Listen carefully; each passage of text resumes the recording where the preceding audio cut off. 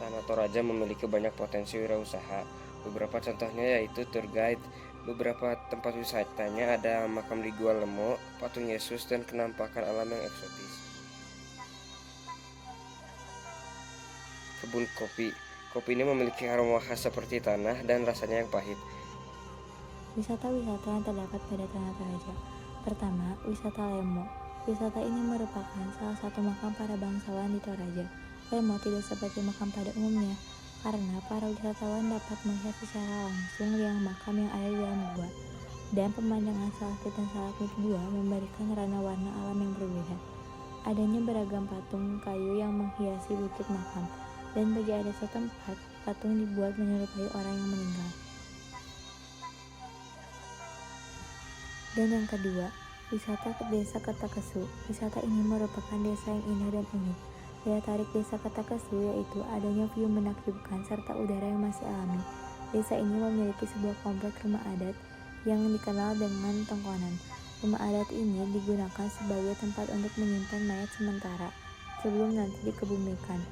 Dan jika kalian mengunjungi Desa Kertakesu, harus menghormati dan patuh terhadap peraturan yang ada. Dan wisata yang ketiga, wisata Tongkonan Palawa.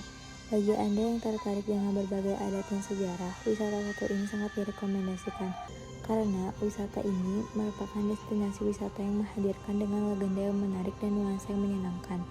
Tongkonan Palawa menampilkan rumah adat ini memiliki penampilan yang sangat megah. Di dalamnya, para wisatawan akan menemui rumah adat yang dipadu dengan hutan kecil dan memiliki pemakaman langka yang berjarak sekitar 1 km dari desa adat tertua. Kabupaten Tanah Toraja yang beribu kota di Makale secara geografis terletak di bagian utara Provinsi Sulawesi Selatan, yaitu antara 2 derajat sampai 3 derajat lintang selatan dan 119 derajat sampai 120 bujur timur. Adat istiadat di Toraja. Salah satu upacara adat yang paling terkenal di Toraja adalah Rambu Solo. Rambu Solo atau Aluk Rambu Solo adalah suatu ritual pemakaman penduduk di sana. Upacara adat ini masih tidak bisa dilepaskan dari suku Toraja karena sebagian besar masyarakat Toraja masih menganut tradisi peninggalan leluhur.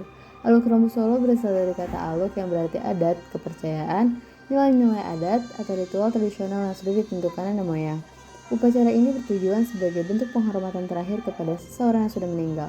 Masyarakat Toraja memandang kematian sebagai perpindahan orang dari dunia ke tempat alam roh untuk berselatan atau juga bisa disebut puya. Biaya upacara adat Rambu Solo yang sangat tinggi disebabkan karena penyembelihan hewan-hewan seperti kerbau, babi, dan juga lamanya proses upacara. Karena upacara ini memang dibuat meriah serta babi dan kerbau tersebut akan dibagikan untuk penduduk sekitar. Upacara Rambu Solo memiliki tingkatan sesuai kedudukan atau strata sosial masyarakatnya. Tingkatan pertama adalah upacara disili.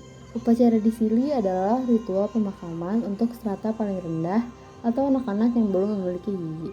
Kedua, upacara dipasang bumi untuk rakyat biasa yang dilakukan dalam satu malam saja. Ketiga, upacara dibatang atau digoyah tedong sebagai upacara untuk kalangan bangsawan menengah.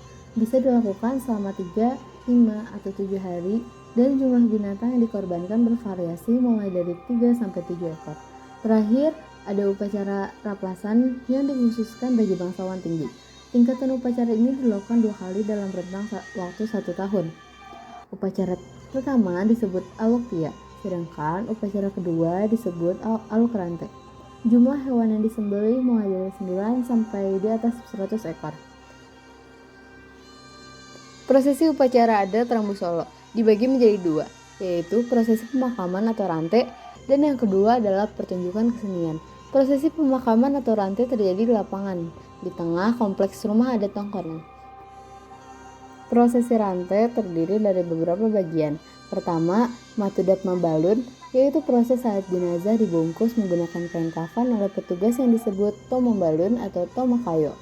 Kedua, maroto, yaitu proses pembubuhan atau menghias peti jenazah dengan menggunakan benang emas dan benang perak. Ketiga, mapo penkalang atau proses penurunan jenazah ke dalam lumbung untuk disemayam. Terakhir, mapalo atau mapasonglo, yaitu proses pengantaran jenazah dari area rumah tongkonan ke kompleks pemakaman yang disebut lakian.